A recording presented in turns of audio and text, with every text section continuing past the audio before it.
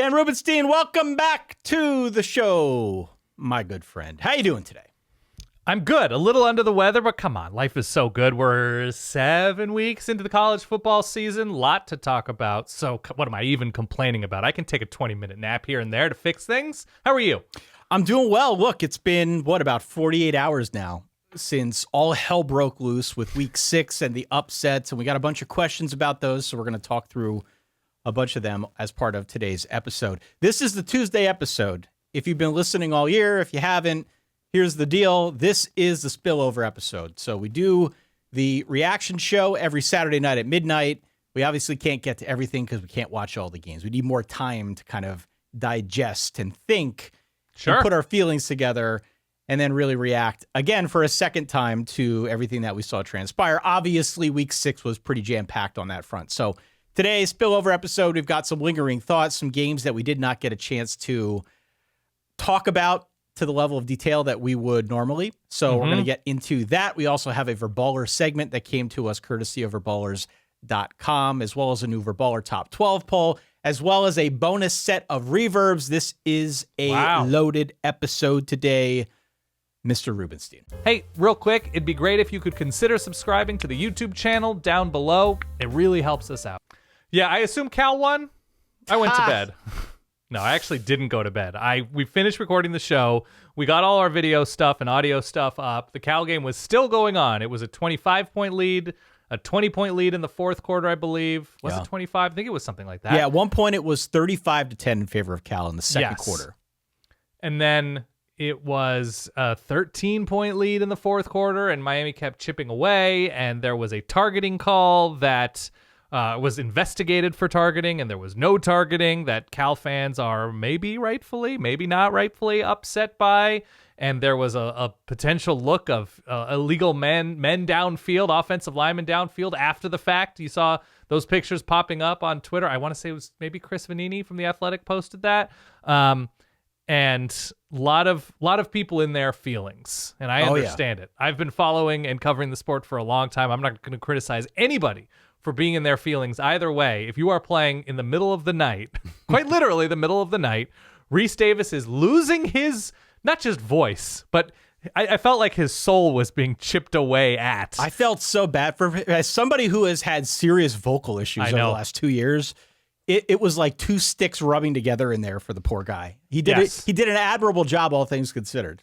I don't know how you can have bone on bone in your throat, in your larynx, whatever, in your voice box, but that's what it sounded like. That, everything was grinding in the bottom of a car. It was tough, and that was his moment. That was his Willis Reed game of just coming. Although Willis Reed, I think, left the game very early on. His Jordan flu game is what that was. That was the Jordan flu game. It was an admirable performance in the box, in the booth, and an admirable comeback from Miami, all things considered. So look, I want to talk more about that. Bring up some of those points that you mentioned. The other thing that we forgot to do on the Saturday night show because we were so damn busy, dude alerts. Dude alerts.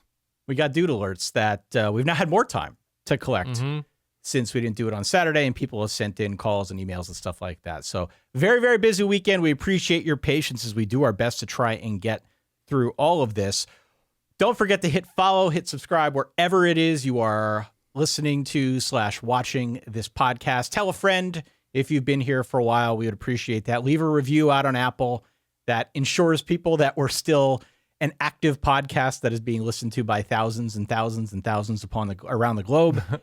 And Verballers.com is where you can go to not only play in our game, but vote every week in the Verballer Top 12, which, by the way, we've got a new one, and there is a lot of movement. Let's start at number 12 with your Indiana Hoosiers at 12. It's not just mine, it's America's Indiana Hoosiers. America's team, the Hoosiers at number 12.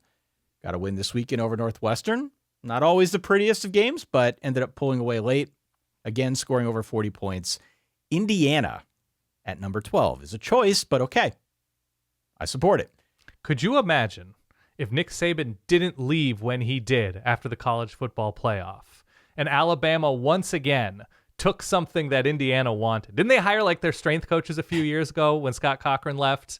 There is some sort of weird Alabama-Indiana thing. And they said, you know what?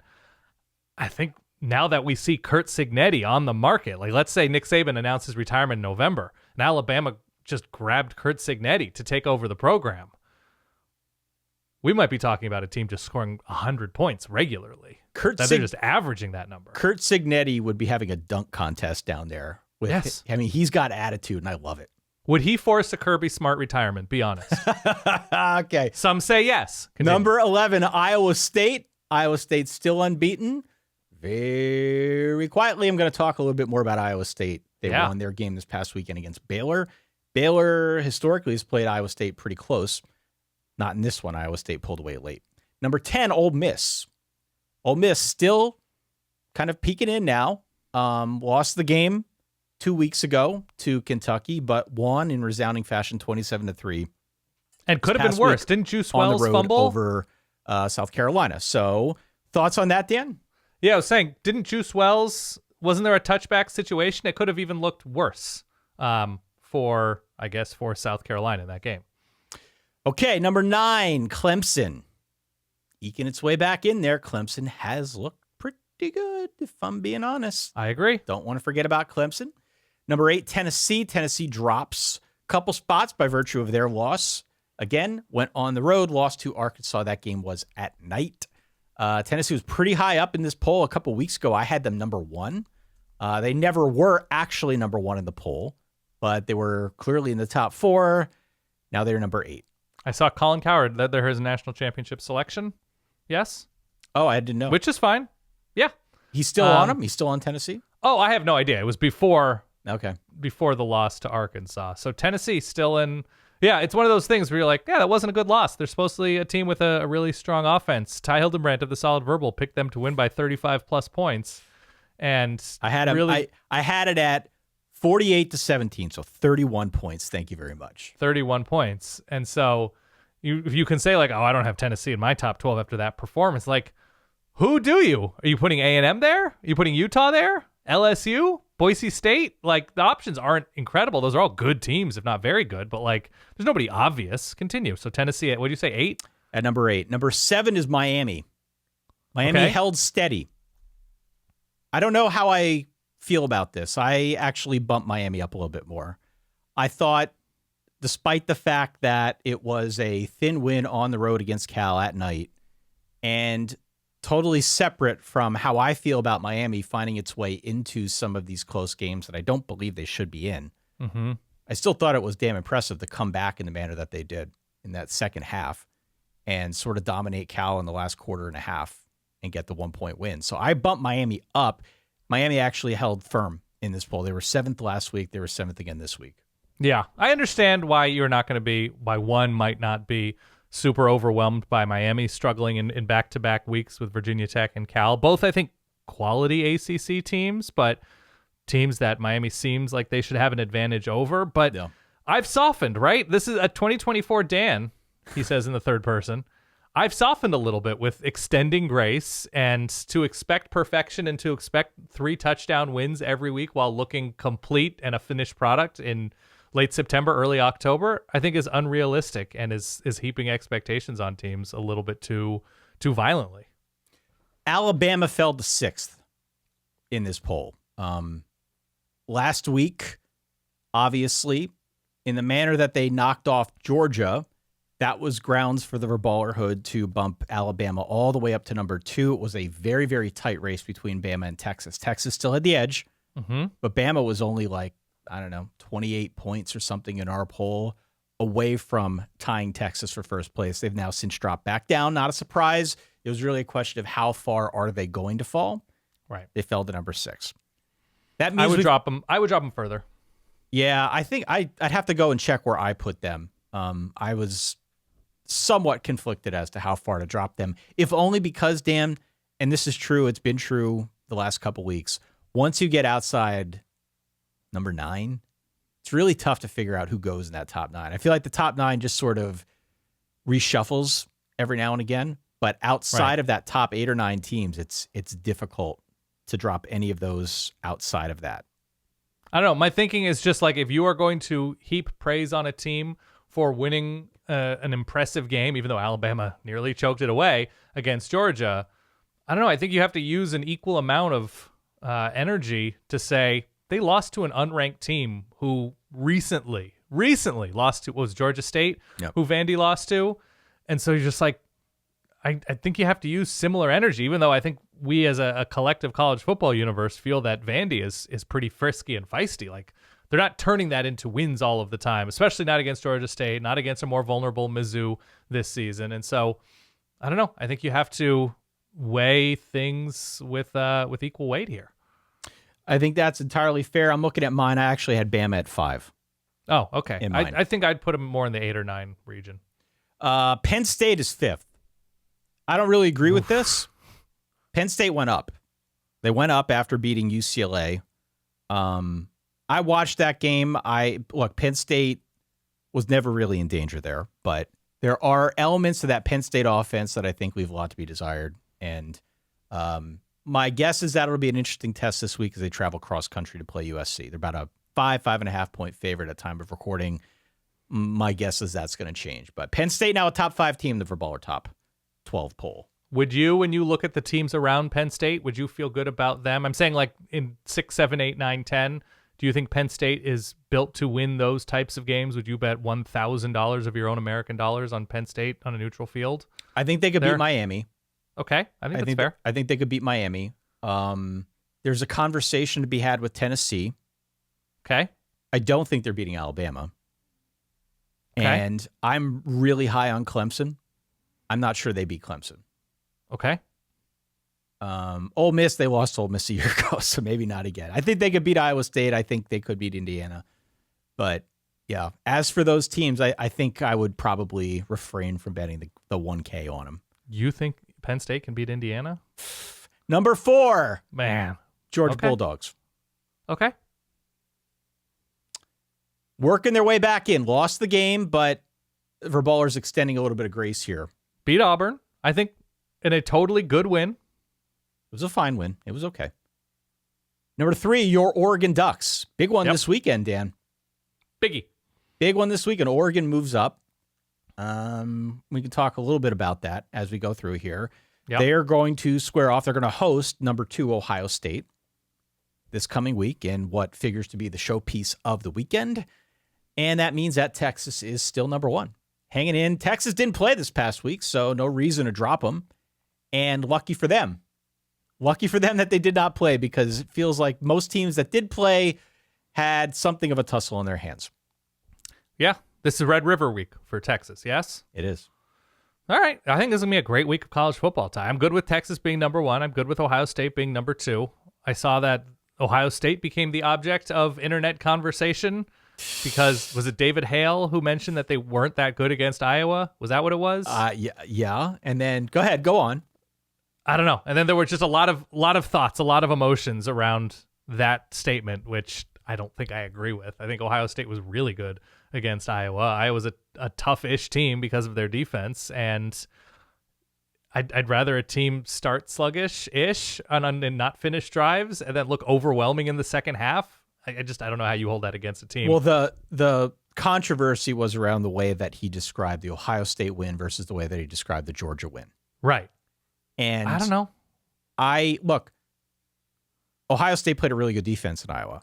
Uh-huh. And I don't think it's necessarily a black eye to take a half to get things figured out. We watched the first half. They weren't great in the first half. They moved the ball. They just weren't finishing drives. They weren't had the finishing turnovers. drives. Yeah. They were definitely not playing to their offensive standards in that first half. But in the second half, it was truly one of those moments we joke on the show. You took a long pee and then you came back and they were up by 28 points. Yeah.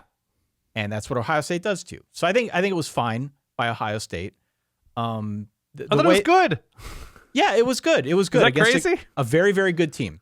Yeah. And despite the fact that Iowa seemed to move the ball on Ohio State early, they didn't late.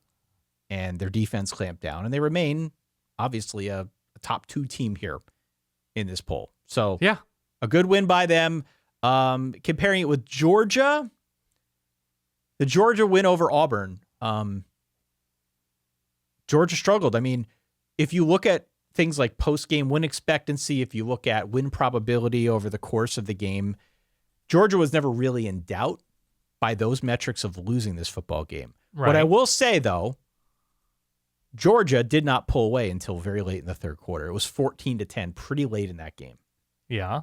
And so it also took them a while to get going against what I think we assume is a decent enough defense in Auburn in the Deep South oldest rivalry. You got to play that rivalry card in there as well. So like both teams, it was, I don't know. I thought it was fine on behalf of both teams to say that one was better than the other, or one should be disappointed with the performance outside the way we've described it might be a bridge too far for me. Yeah, you can talk about the rhythm of that game being a relatively close back and forth, but it was clear that Georgia was the more successful team. It wasn't always finishing drives. It was 28-10 pretty early on in the fourth quarter, was it not? Oh, it got out of hand quickly. It just took them a while for them to finally get some separation. I agree. And again, it's one of those things where we're talking early October. No. And we are tisking anybody who's not beating teams 55-3 and want to be like our latex salesman in the top 5. Like, I don't know. Not everybody's Indiana, Dan. Let's just be real. I know. Not everybody's Indiana. Not everybody's Texas. But I just, what we are, and I include us in this because I'm positive we're guilty of this, is you want to declare something definitive. Right. And you want to be able to say, this is how I feel about all teams in this scenario. And you're like, oh, this team struggled and this team only scored because they generated a bunch of turnovers. And it's like, winning is hard. Winning by double digits is hard when you're playing against good teams in the Big Ten, the ACC, the Big 12, the Mountain West, whoever. And I don't know. I really hesitate when looking at like Fox or ESPN and looking at their like, oh, ESPN is going to give a lot more grace to SEC teams or teams who've, who generate big ratings. Like, I don't think that's true. I just don't. And I have a lot of problems with ESPN and Fox and the way this sport has been covered and during games and whatever. But I think what happens with this sport a lot of the times is it's not necessarily how it's covered as a reaction to like a specific game, like, oh, they're biased because this is what they're saying about an SEC game or a Big Ten game or something like that. But if ESPN is going to put on Paul Feinbaum on First Take or whatever, and he's going to be the college football voice for ESPN, and he's going to go on the air and call Jim Harbaugh a fraud for 360 days a year, and then people at ESPN are like, why do people think we have a bias? Blah, blah, blah, blah. You're just like, probably 98% of the talkers at ESPN don't have a bias. But when you put Paul Feinbaum, and I'm saying Paul Feinbaum specifically, because you're just like, it's just spewing heat for no reason. Yeah. That's the issue. And so if you want people to think, and this same goes for Fox, same goes for everything, but I think ESPN is most guilty of it, that if you want people to think you're not biased, look inward about who has the hottest mic. Right. And I don't think Kirk Herbstreit is biased, right? I don't think that the other people in a similar position are all that biased. But when you build your network around people who are paid to say the most outlandish things about teams, whether it's Fox like Colin Cowherd and Emmanuel Acho, right? That like, the loudest people in the room. And then you're like, why would people say this about us? Why would people say our network is biased? And then the most visible people are just saying insane things. You're like, look inward, guys. That's why. I don't think it's a David Hale problem, is what I'm saying. I think the people who actually like watch a ton of games nationally, I don't think that they're the issue. Well, I would agree. I mean, look, and furthermore, if there is bias, which, as you said, I agree, the overwhelming majority of the talkers who care about college football and cover college football, I don't think are dispose any kind of bias. If there were going to be bias, it probably wouldn't be the type that would come out in a 2-paragraph game cap, right? 1 paragraph on Ohio State versus Iowa, another paragraph on Georgia Auburn. That is not where it would come out. This was not a longer think piece, an expose on the status of college football in America. This was a guy who's trying to do a job, trying to cover all the games like we do. Yeah. Maybe he didn't watch all of the games. It's really difficult to. It's impossible to do that. Yeah. I extend a little bit of grace on that front. Maybe he didn't describe it the way that some of us would, but I don't think that is the source of the bias if you're out there trying to find it. Not to mention any names from rival networks, right? No, I hear you. Yeah, and then the reaction to the reaction where it was like Iowa would clean the clock of these SEC teams of Arkansas. It was some newspaper writer, I forget the name. I apologize for not sourcing this correctly. But like Iowa would clean the clock of Arkansas and Vanderbilt. And you're just like, I don't know, man. Iowa just got shut out by the team who lost to Arkansas in their bowl last year. Right. Like, let's all just take a breath and enjoy the fun of this sport. It's insane take a beat, how guys. people Take a beat. Yeah, that's all. This is why we love. Anyway, there's your Baller Top 12 poll. Yeah. Solidverbal@gmail.com. Let us know your thoughts. Let's travel back in time and cover some stuff that we did not have a chance to discuss on Saturday. So there was that Miami game. You already, I think, mentioned a bunch of the key points here, but the final score was 39-38. The ESPN win probability chart, the aforementioned chart, had Cal at 95.5% chance of winning with about $1.42 left in this game. Yeah. I would say if you watched it in real time, and we did because we were up doing editing and whatnot, it felt like a 0% chance to me. Yeah. Like with the way that momentum was headed in that game, you knew that Cal was not going to win that game. And that's no disrespect to the Cal Bears, who played an admirable game there. But I don't even think it was just momentum. But yes, the reason why, and I think you're right, but the way Cal was scoring on those huge plays, you're like, your defense is going to be on the field a while in the second half, unless you keep generating 61-yard touchdown after 61-yard touchdown. Yeah, they were gassed. Miami had all the momentum. The last 10 minutes of that game, they wound up scoring 21 unanswered, came from way behind. They steal this one on the road. As we said earlier, at one point they were down 35-10 in the second quarter. So Cal had the pick six. They had a bunch of long pass plays that helped them get up and stay up for about 2.5 quarters. But truly, once Miami shored that up, Cal pretty much went cold. They only scored 3 points in the final 20 minutes or so. This was not like the Vandy game. No. This was, in the Vandy game, remember, we went on the air, we said this was not a fluke. With the way that they played, this was not a fluke. And I was heartened to see that other smart college football people, all of us kind of did our thing at the same time on Saturday night. Ty, thank you. I'm blushing. I'm one of the smart college football people? Everybody used the F word. Yeah. Everybody said it wasn't a fluke. So I felt redeemed by that. Hey, other smart people said it too. Okay. Cal did not control time of possession. They were only 20% on third downs, which was like the total opposite of what we saw in that Vandy upset. This was them getting up early with some big plays and then hanging on for dear life. To that point, though, even though Miami had momentum, even though Miami was coming on like a freight train in the end, there was that targeting play. So this happened about 1:50 left in the game. It would have given Cal the first down. This is not to say it would have iced the game for Cal, but it would have extended the drive when Cal was already hanging on. They were up a score, I think 38-32, something like that. Mm-hmm. To me, this looked like textbook targeting.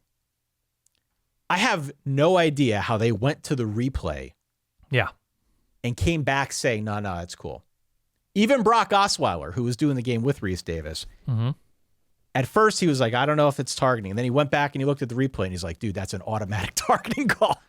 It seemed like it to me. And they didn't call it. Cal ends up punting. Miami scores like immediately, game over. Yeah. So, I mean, we can talk about that again. I think the New York Post had a headline about Miami got a gift from the referees for the second straight week on the back of that Virginia Tech win. Right. 2 takeaways from my standpoint. The first, incredible comeback for Miami. And kudos to them for not quitting, for finding a way to get this done. There were 5 other top 11 teams that could not do what Miami did. But I will say it is 2 straight weeks now where they were a double-digit favorite. Both times too close for comfort. I bring this up because it's sort of been their MO the last couple seasons. Yeah. And I like this Miami team. You know I like this Miami team. I picked them to win the ACC. But this has been their MO now a couple years running. They've still got to go to Louisville. They go to Georgia Tech. They end the year on the road at Syracuse, of all places. Take the points, friends. Take the points. This is not the last we have seen of a Miami close call. I was hoping they had rid that of their system. But I think this is who Miami is. And I'm not rooting against them openly. I pick them, and I want to look smart. But I'm just saying, it seems like they still got that in them. Right. And I would not want to lay the points on the road if I'm looking at Miami games here. I don't recommend that people go down the path of conspiracy theories because ultimately it's just going to fry your brain. But this type of result and this type of ending is fuel. It's food to have it 2 weeks straight that, like, if you're the ACC and you're seeing Florida State completely fall into the center of earth and, you know, North Carolina's doing nothing and all these like big name programs outside, you know, in Clemson lose the way that they did to start the season, that you're doing everything humanly possible. Again, this is how the conspiracy theory would go to ensure that we get a Clemson-Miami ACC title game with both of those teams with double-digit wins to ensure that maybe both of those teams get into the college football playoff. And that a loss against Cal or a loss against Virginia Tech, even if you can't see the ball being caught, or ball, whatever, that there's no, you know, visual evidence to overturn a called touchdown against Virginia Tech. And then there is what appears to be a call that is being reviewed by the ACC office. I don't know, man. It's too much fuel. You gotta ease up a little bit, or Miami's just going to lose to one or two or three teams by 12 points, and it just won't be determined by, you know, an ACC refereeing crew. So, yeah, I have a couple other thoughts here, lingering thoughts that have been bouncing around in my head. Yeah. On the topic of the ACC, Clemson beat Florida State by 16, 29-13. Mm-hmm.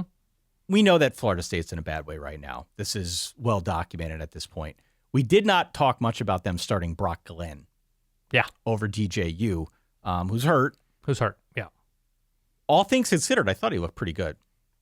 For his first start coming against Clemson, and it's not an easy defense.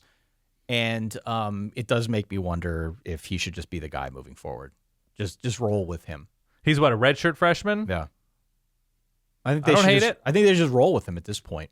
I mean, it seemed like he was capable. I liked what I saw from him. I really like what I see from Cade Klubnik. The club level might be back on, dude. We might have to get back in on this. He's really good so far. 2 picks to 14 touchdowns. Yeah. Going downfield a little bit more. I mean, not an ideal start to the season against the one decent team that Clemson has played this year, because we are obviously downgrading NC State and App State in this moment. But taking care of business like a really good quarterback should against the teams post-Georgia. So, yeah, I'm in on the growth of Cade Klubnik. Also, should we just put a pool together now for who Florida State's going to pay to be their transfer quarterback next season? Are we thinking Eli Holstein? Are we thinking Jackson Arnold? Holstein's going to move twice in 2 years? Who are we thinking here? If you had to put a chip on a name, very early on, this is so premature. Oh, Matt Sluka, right? This is borderline irresponsible. But you going Sluka?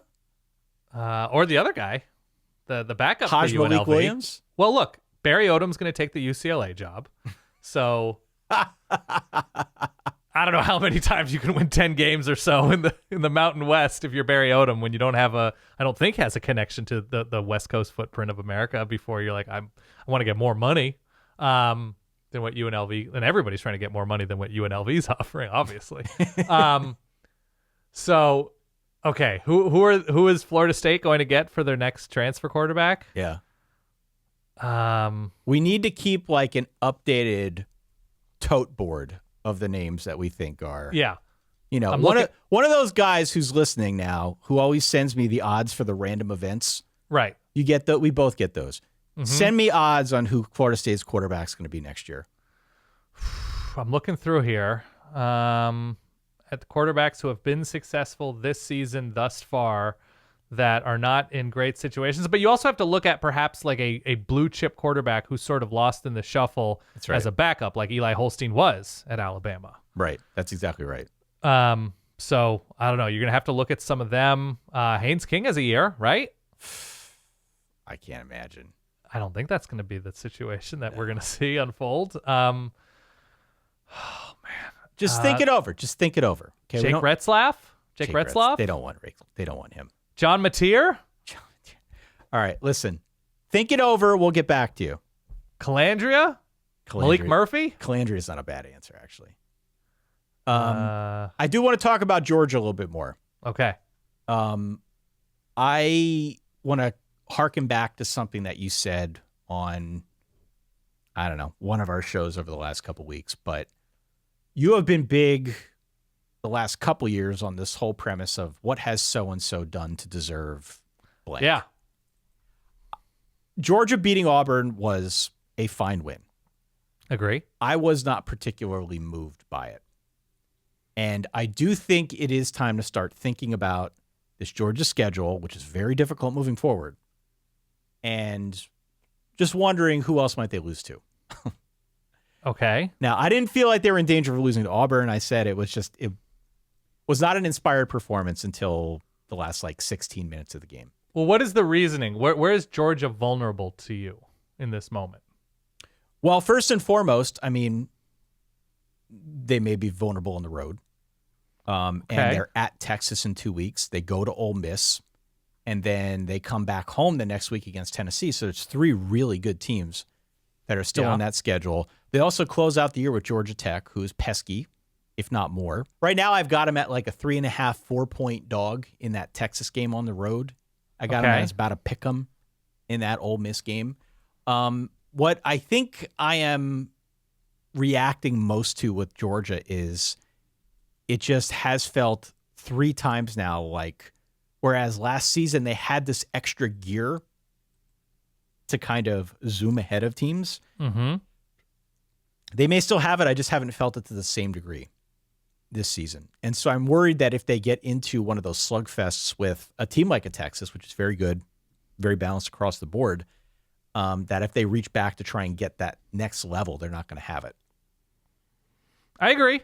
Yeah, there is something about the pop. There's a pop lacking maybe with Georgia's offense in this moment. I think they have good players, but what does the game-changing star power look like? You know, when you have somebody like, Jeremiah Smith at Ohio State or even Ryan Williams at Alabama, you're like, where is that star power on this Georgia offense coming from that, might help to cover up some deficiencies? And again, they have good players. They legit have good players at offensive skill.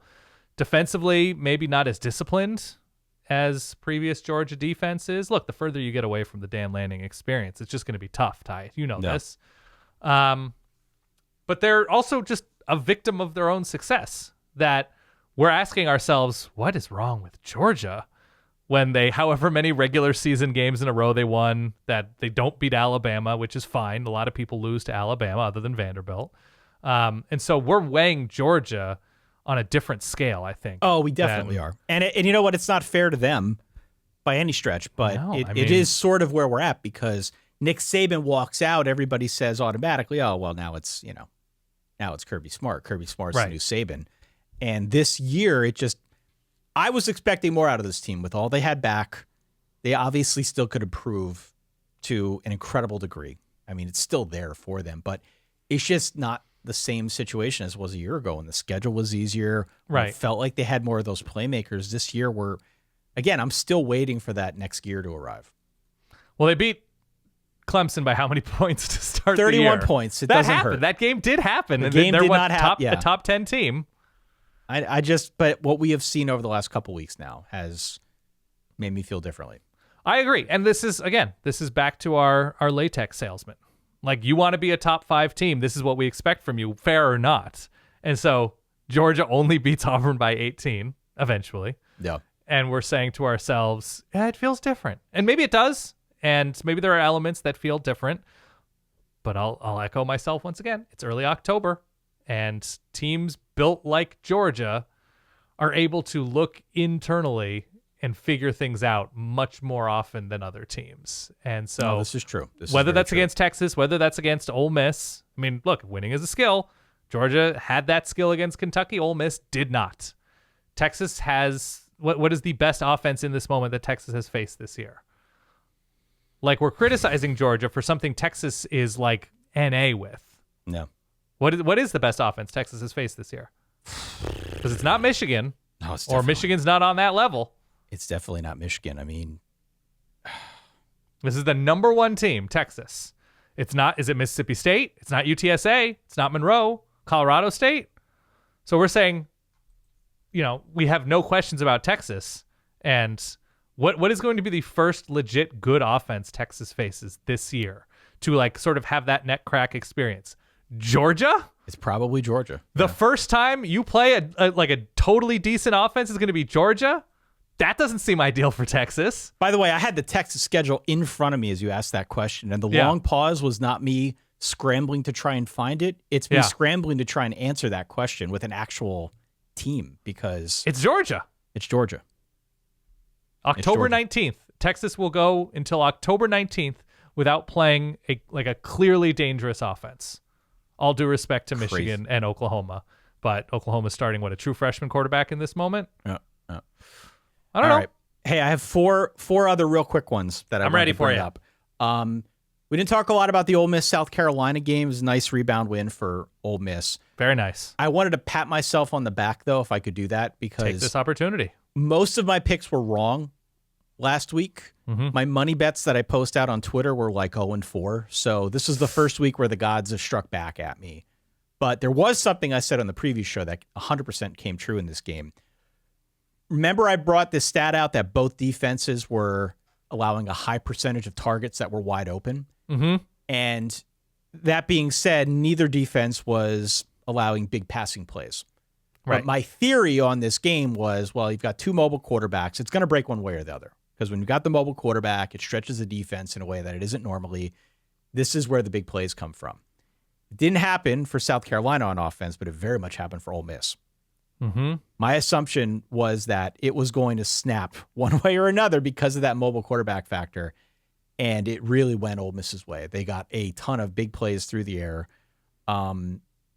So I'm curious to see what transpires this week on the South Carolina side, seeing as how their defense, which we think highly of, was stressed by that Ole Miss offense, because they're on the road this week against Alabama, who has a mobile quarterback, maybe the best mobile quarterback in college football. Yeah. Look for that to happen again this week.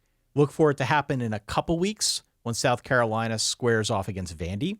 Look for it to happen later in the year against Clemson. Something to keep your eyes open for. Okay? Yeah, I think I trust Ole Miss. Is there a mobile quarterback problem?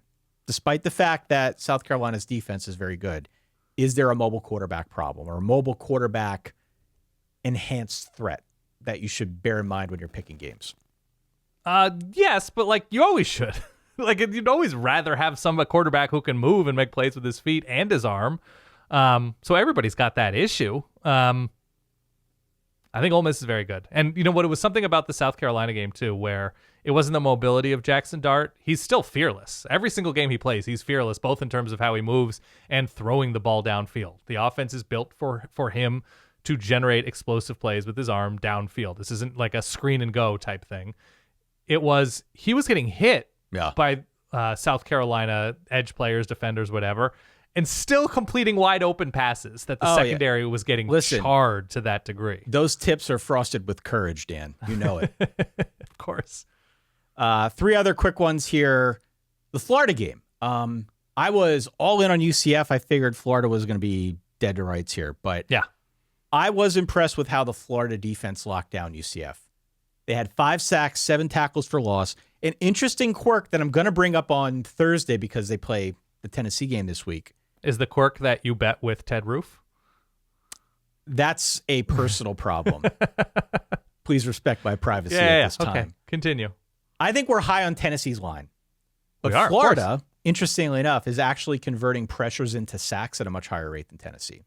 So Tennessee is getting pressure, however you define that, but they're not converting that pressure into sacks thus far. They're actually fairly low in terms of that sack rate. So if nothing more, just take away from this the fact that the Florida pass rush, those numbers are way better for Florida this season. Yeah. Which is good. This is, again, not going to be like a playoff team or anything, but Florida's playing pretty efficient offense right now. And I do think there are elements to that defense that have improved. So curious to see what happens the rest of the way here, because the schedule does not get easier. It's going to be tough. It's going to get real tough this week. But I thought this was a decent defensive showing against UCF. Yeah, I respect UCF's ability to move the ball. So what Florida was able to do here, I think was a good thing. This coming off of a bye for Florida? Correct. Was this a sleeper Saturday moment for the Gators? It was. I was really impressed by this win, Dan. I genuinely was, because you heard what I said. I was like, I know. Billy Napier's done after this, and this is going to be a big one for UCF. And UCF is lucky they scored. They did not look good, and Florida made them look bad. This was a Florida thing. The good thing about Florida in this moment is they've lost the games that it feels reasonable for them to lose, right? The Texas A&M loss, even though it was a Marcel Reed game, Texas A&M has continued to improve and look pretty dangerous. Obviously, Miami is flawed in some respects, but they've won games. No. And, so beating UCF, beating Mississippi State, obviously beating Samford, those are games Florida should win. This will be a good test. And the problem is other than the Florida State game, it's just bangers only for Florida's schedule. I know, it's hard. Forward. It's hard. So, if we're just going to say Florida's decent, it might not matter, right? Because on one hand, you're like, what does decent actually mean? Florida has higher expectations than decent this many years into a coaching tenure. And then, you look at Kentucky, Georgia, Texas, LSU, Ole Miss, Tennessee, decent's just not going to get it done against maybe the LSU defense. But outside of that, I don't know. It's going to be a long year still to me with Florida. And on your point about them converting sacks or converting pressures to sacks, I'd like to remind people there are a lot of bad outcomes other than sacks that can happen with a lot of pressure. Quarterbacks can throw errant passes. Quarterbacks can have tip passes. Quarterbacks can throw interceptions. Quarterbacks can soil themselves. And I raise my hand with that if Tennessee's defensive line was bearing down on me, maybe they won't get to me. Maybe I'm throwing it away in time, but my underwear is probably not looking the same as it was pregame. Yeah. A lot of bad things can still happen. You want a defense that generates pressures, whether or not it's converted to sacks or not. Two other things bouncing around in my head about the Big 12. Yeah. Iowa State. We talked about Iowa State. Now number 11 in the Verbaler Top 12 poll. Big one this week on the road against West Virginia that we're going to preview. Mm-hmm. Their ground game is slowly rounding into form. Okay. Slowly rounding into form. 265 on the ground against Baylor this past week. A balanced Iowa State may not lose this season. Ooh. Wouldn't that be something? It is a good team. They've got a good defense. They've got a lot back from a year ago. Rocco Becht has looked really solid. I don't know. Iowa State is not in a big media market, and they are historically not a blue blood program. Right. This is a very good team this year, and I just want people to keep this on their radar. I don't think this is an Iowa State team that's a fluke. I think they can go toe-to-toe with a bunch of big teams around this sport right now. I like where they're at. I like where they're headed. So we'll talk more about them, but just don't lose track of Iowa State. Can we talk about Texas Tech for a moment? Please. They were playing Arizona as we were doing our Saturday night show. And they jumped out to it was like 18-3 or something like that. They jumped out to a nice lead, and Arizona crawled back, but then Tech was able to pull it out in the end. Did a relatively nice, they didn't really corral T-Mac, but Noah Fafita made mistakes. The running game for Arizona got going, but ultimately did not kill Texas Tech. I think the best of this game was happening on the ground. Texas Tech has quietly, after that weird shootout against Abilene Christian, 5-1. They're 5-1 right now. I'm still not a huge Baron Morton guy. I'm a Taj Brooks guy. We're all Taj Brooks guys. I'm willing to believe in Texas Tech being a grower and not necessarily a shower in this moment in the Big 12. Let me ask you this. Yeah. Tech's over-under was 7.5. Okay. Pull up their schedule. Okay. I'll give you time to pull up their schedule. It's up. I still think getting to 8 is a struggle with this defense. But they needed this win. If they were going to make it 2-8 and hit that over, they needed this one over Arizona. I agree. Can they get to 8? Read the schedule off. What do you think? Baylor at home is winnable. At TCU is winnable. Yep. Those are set. That's 7. That's totally has a decent shot to me, right? In the next 2 weeks. What about the rest of them? At Iowa State is going to be extremely tough. Colorado's tough, but you tell me they can win that game 45-42? It's going to be a shootout. It's absolutely going to be a shootout. Yeah. Right. And Iowa State doesn't have, a sandwich situation or anything like that with Texas Tech. So there's nothing crazy there. At Oklahoma State, I'm not going to say it's easy. I'm going to say it appears to be easier than it did in early September. Agreed. I would agree with that. Yeah. West Virginia is going to be difficult, but it's at home. Yep. I'm going to say this is a challenging back half, maybe outside of TCU, and we'll see on Baylor. Baylor still might have the defense to make things challenging. If pressed, I'm going to say yes, they can win 8 games. It's there. I mean, you could definitely squint and find 3 more wins. Yeah. I just don't. I think there's 2 that look more obvious than the rest, and then they need to steal one of those other 4 that you mentioned. But man, what is going on with TCU, by the way? Giving away the UCF game, getting obliterated by SMU. Dropped, 60, 70 points in that game. No. Houston looking dead to rights, makes quarterback change, runs all over them. Yeah. Well, at least that huge play. I don't know, man. I don't know what's going on. Sonny Dykes is among there was a list of head coaches, and maybe you can pull up this tweet, this Zeet, this whatever. I think Lincoln Riley is 5-7 in his last 12. Yeah. Sonny Dykes is 5-7 in his last 12. Currently, I think Lincoln Riley has, and we can touch on USC Minnesota a little if you want to. I think Lincoln Riley is currently, he was 22-10 in his last 32 or something like that, and through this many games, Clay Helton was 23-9. There's some coaching conversations to be had. Maybe not yet.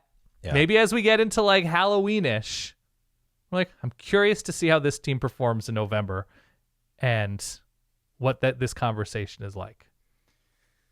Man, I do think the pressure to get into the playoff is going to make some programs do weird things. I agree.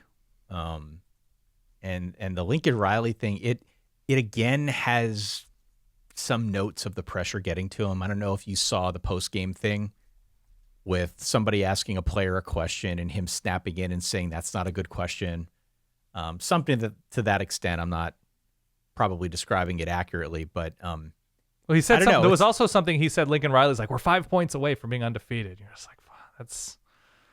I don't know, man.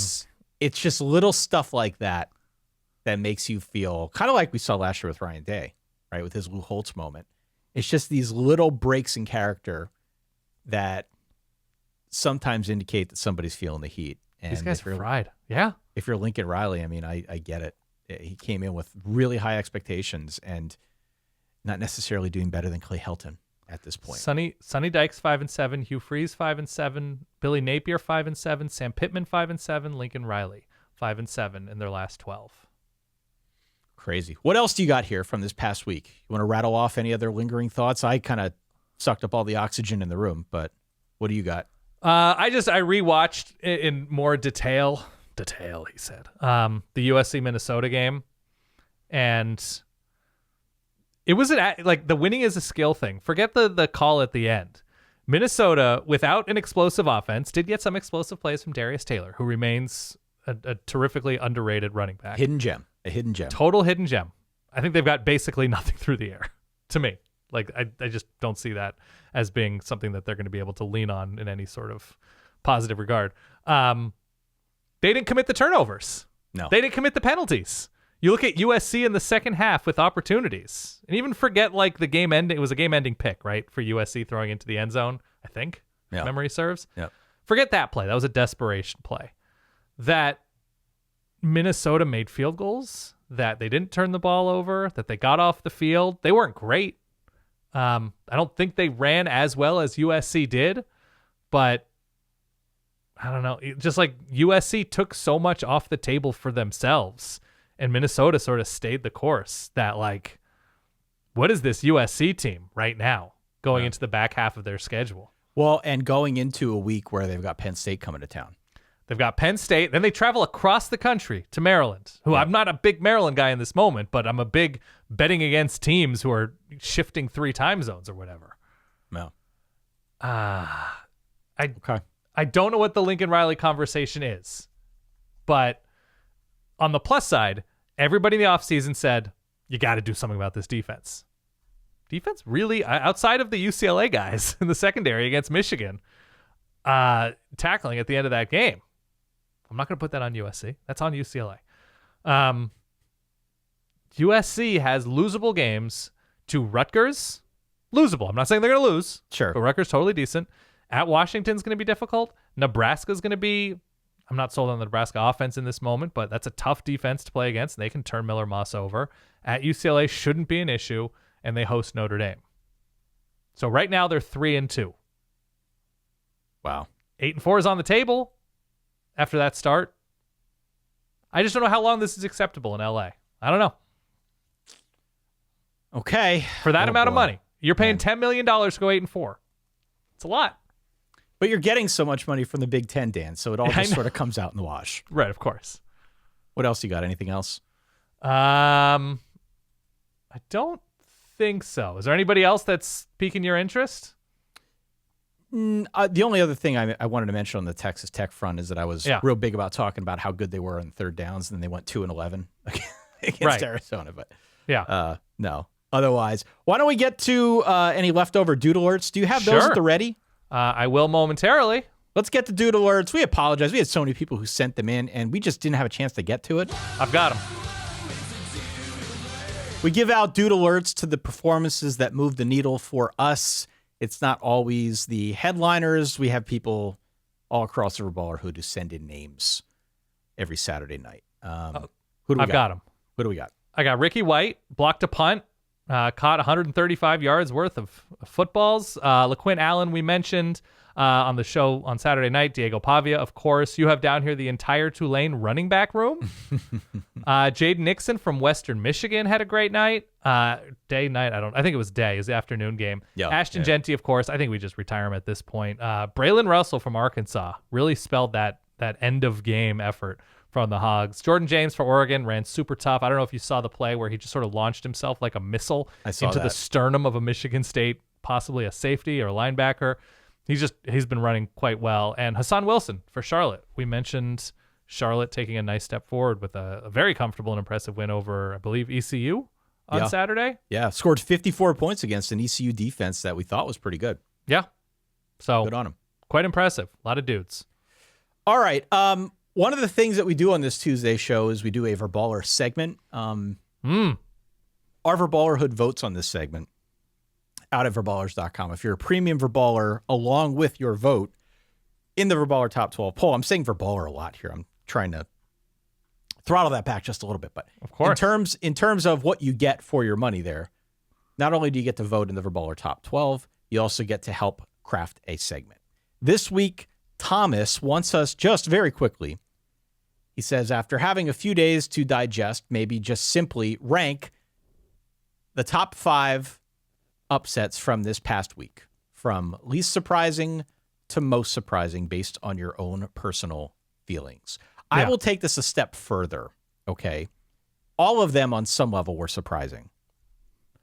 But I think how we need to think about this question is not in terms of which one surprised us the most. I think we need to think of it in terms of which new questions are now out there in the college football ether that were not there a week ago. Yeah. Alabama is a good example, right? So Alabama losing to Vandy. We can take those top 5 upsets, the 5 that occurred within the top 11 if you want to, and just kind of keep it with there. Alabama losing to Vandy has to be the most surprising. Agreed? Yes. Which questions are out there in college football now about Alabama that were not there before they lost to Vandy? And how do you think that's going to shade your opinion of the Tide moving forward?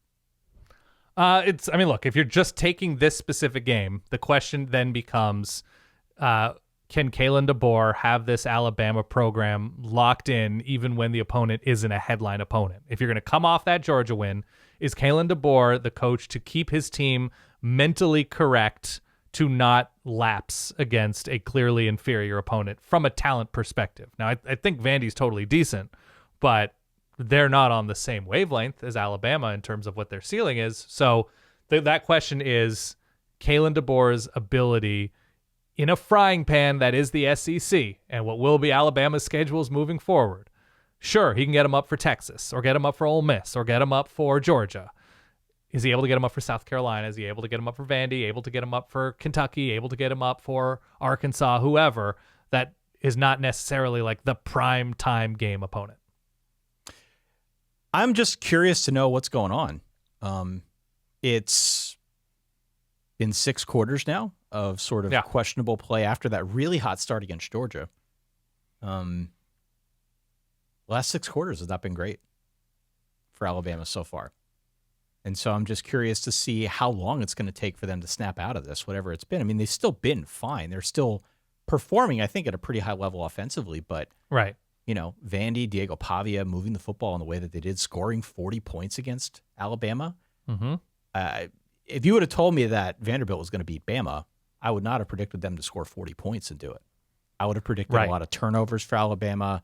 There were obviously some key turnovers here, but I would have predicted a lot more and probably a lower scoring game. The fact they scored that much on Alabama, I think, is kind of the bigger question for me. It's not just a question of motivation and, what we've seen over the last couple quarters here.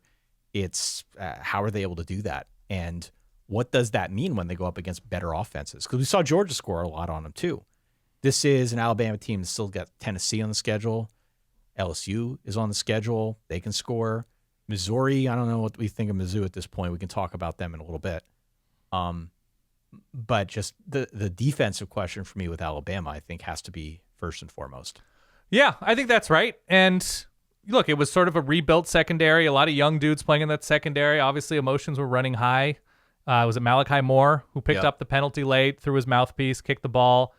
We're just like, can Kalen DeBoer, and he's not responsible for every single player's temperament every single week, but can he have this team in a cohesive place to replicate the greatest coach who has ever done it? Is a lot. Look, it's not his players. This isn't the roster he built.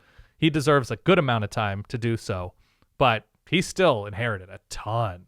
And so I think the question remains, are Alabama's mental problems is probably too difficult a word, but the mental lapse against Vandy, is that fixable mid-year? Which upset was the least surprising to you? Oh, Michigan. So Michigan makes the move to Jack Tuttle. So they're on to their third. I mean, he might not necessarily be third string because he was injured during the fall camp quarterback competition. But they've moved on to their third quarterback. They haven't been able to pass the ball this year for a number of reasons. And going on the road to take on Washington that had a motivated crowd and an experienced, effective coach in Jed Fish, Michigan losing after needing a sort of miracle run against USC and pulling out a tight one against Minnesota, not surprising to me. I'm curious to see, again, if we're thinking of this in terms of questions, what the Michigan offense looks like if it is Jack Tuttle the rest of the way. I think it should be Jack Tuttle the rest of the way. And so much of our conversation in the early part of the year has been what is the Michigan offense? We don't. Right. What is this? Can they throw the ball? Can they not throw the ball? Are they even going to try to throw the ball? I think Jack Tuttle probably gives them a chance of getting to the high water mark, whatever that looks like. Mm-hmm. I just don't know what that looks like. You know what I mean? I'd like to see him out there on a more regular capacity because I do think he's probably the more able of the three passers that they've got in that quarterback room right now. So Michigan, moving forward, their final 6 games of the year, has exclusively decent defenses at a minimum. Left on the schedule. Oh, yeah. And it's Illinois, Michigan State, Oregon, Indiana, Northwestern, Ohio State. A lot of those games are winnable. Michigan can beat Northwestern, Indiana, Michigan State, Illinois. They can win those games with good defense, timely running, smart passing. That isn't necessarily downfield. It's not necessarily electric, but just a smart game plan. But I don't know if they're scoring 30 in all of those games. No. Well, that's it. How much do you have to score to win those games? Right. Yeah. And I got some questions. Continue. I think the next least surprising quote unquote upset's got to be the Mizzou game because Mizzou was actually the underdog. Mizzou was an underdog on the road. Were they? On the road. Okay. In Kyle Field, they're about That's true. 2.5 point dog at kickoff. This was an upset in terms of them being ranked significantly higher than Texas. The magnitude too. Yeah. The magnitude. So I to say that I'm surprised that they lost this game, I'm not surprised they lost this game. I'm surprised the manner in which they lost this game. Right. And the question for me with Mizzou now moving forward is really the same one that I had coming into this game. It is, we look back, okay, they were close against Vandy, won that game. They were close against Boston College, won that game. Winning is a skill. We said it often on this show. Win's a win. Doesn't always matter how much you win by. But to lose in this capacity, to lose as badly as they lost, to seem hapless, to seem like they were falling apart on the sidelines, to be this defunct along both lines, I think there needs to be a question about if we're asking, does Georgia have another gear? Does Mizzou have it within them to kind of pick up the pieces? Right. And get back on the straight and narrow. This is still a team that's got a lot in front of them. I mean, you look at the schedule, they go to Alabama in a couple weeks. Otherwise, it's pretty wide open in terms of SEC talent on that schedule. They've got UMass, not an SEC team. They've got Auburn. They've got Oklahoma, South Carolina, Mississippi State, and Arkansas. These are very winnable games, but they're only winnable if they can get their act together. I mean, they're winnable by whom, though? This year's Missouri team? Mississippi State is? Relative to other schedules that we have seen in the SEC, this is about the easiest that you're going to find the rest I of the agree. way. And so I would say it's winnable if you are truly a top 15 caliber team. You should be able to win those games. I think so, too. They just haven't shown it this year. What their best win is Vandy, which now, in retrospect, is a more impressive win. But, yeah, I think on the flip side of what you're saying, that South Carolina can now view Mizzou as a lot more winnable. Oh, 100%. That 100%. Teams like that are now looking at Mizzou in the same way. We were like, oh, well, maybe our schedule just got a little bit easier because 100%. Mizzou is not locked in. I think the next least surprising, most surprising is probably the Minnesota USC game. And we don't need to belabor the point on that one. I think we already mentioned some of the questions we have about USC. Right. This is not a USC dunk contest here on the show, but suffice to say, going on the road and losing that game, we will get answers to some USC questions this week when Penn State comes to town. Yeah. And so maybe we can save some of those questions for that point in time. That then brings us to the last game that we have not talked about in terms of surprisingly surprising. I think number 2 on this list is probably Tennessee losing to Arkansas. Yeah. I'm pretty surprised by it, to be clear. What surprised you the most? I thought Tennessee going into the game had too many ways to win. Like, I think they probably still do, have a number of edges that I think should win this game 8 out of 10 times or something like that, that I think their pop downfield on offense is superior. I think their ability to rush the passer, there we go, is superior. I think their star power is superior. I think the in-game ability of their head coach is superior. I think they weren't able to make adjustments against Texas A&M literally the week before. And Tennessee, while not a finished product and starting a first-time guy at quarterback, has run the ball relatively well this year, if not extremely well at times. I just thought they were further along than Arkansas.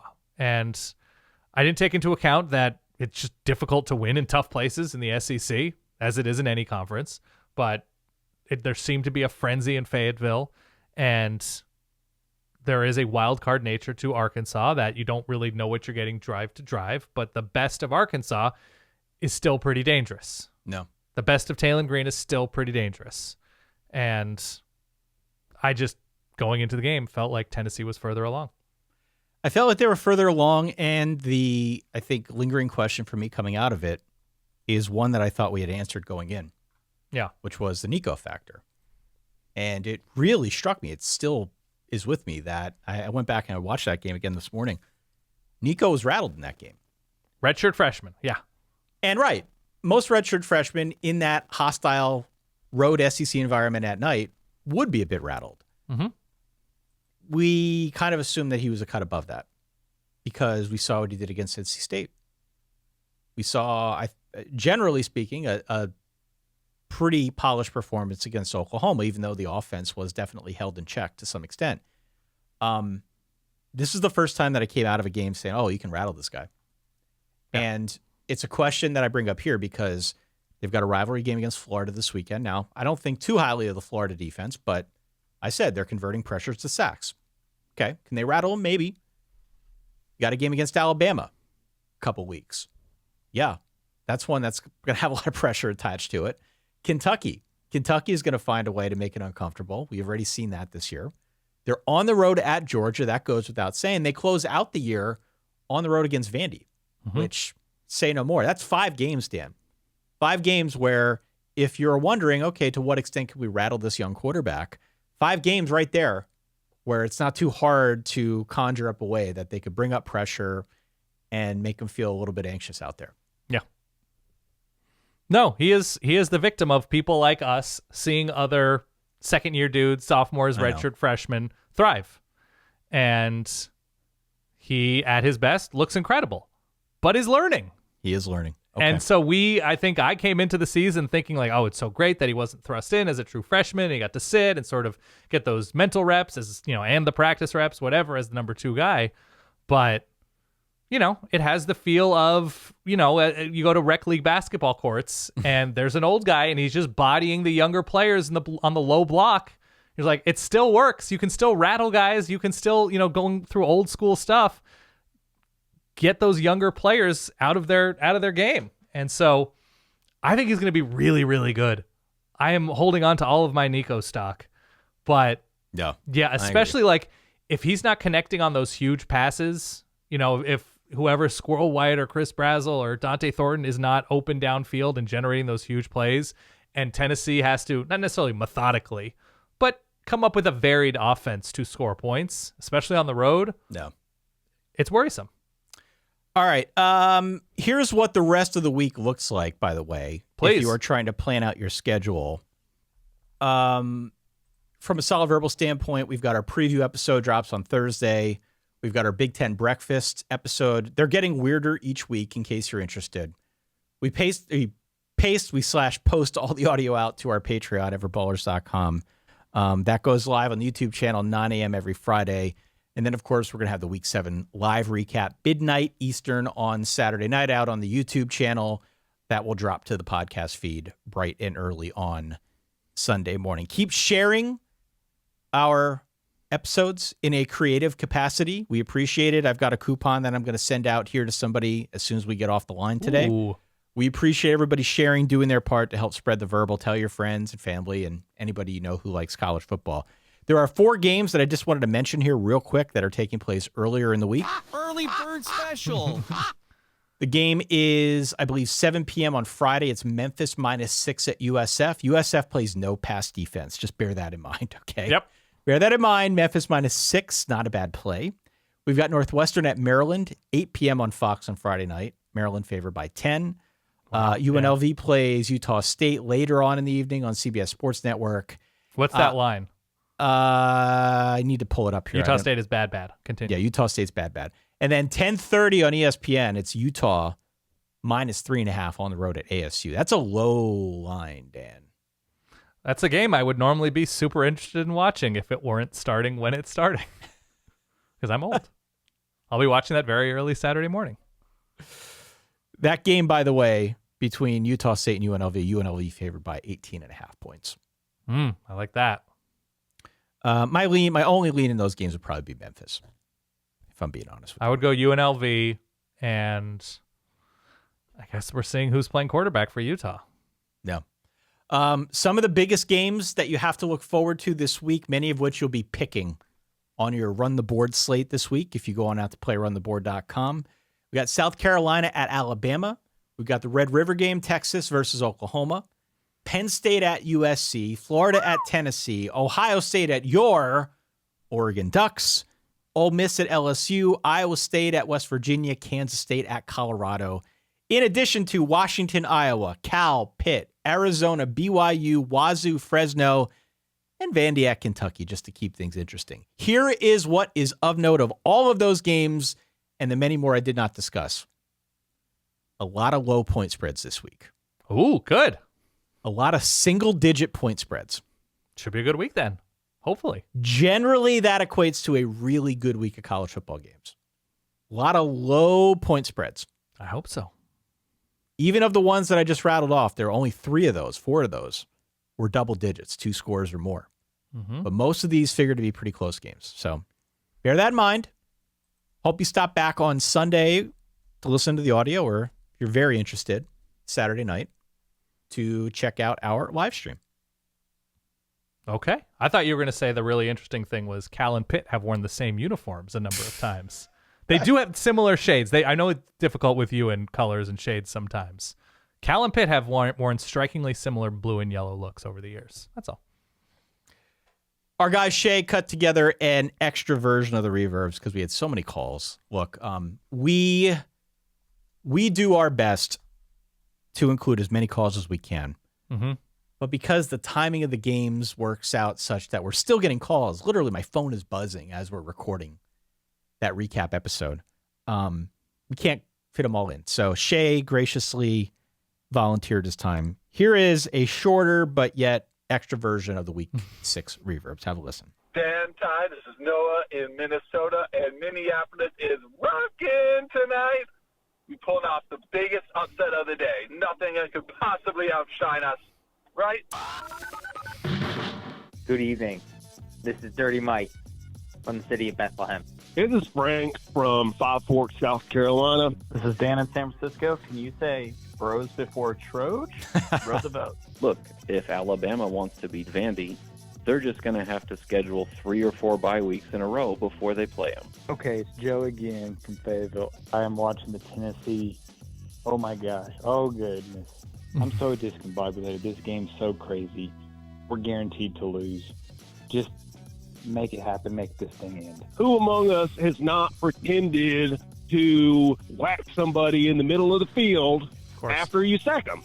I do it 3 or 4 times a week. This is Wright from Oxford, and I have never in my life, me or my pappy, been more disappointed by what I witnessed in Columbia today. Go Rebs! Hey, it's Joe in Fayetteville again. Third time. So sorry. I was emotionally hedging. Let's go Hogs.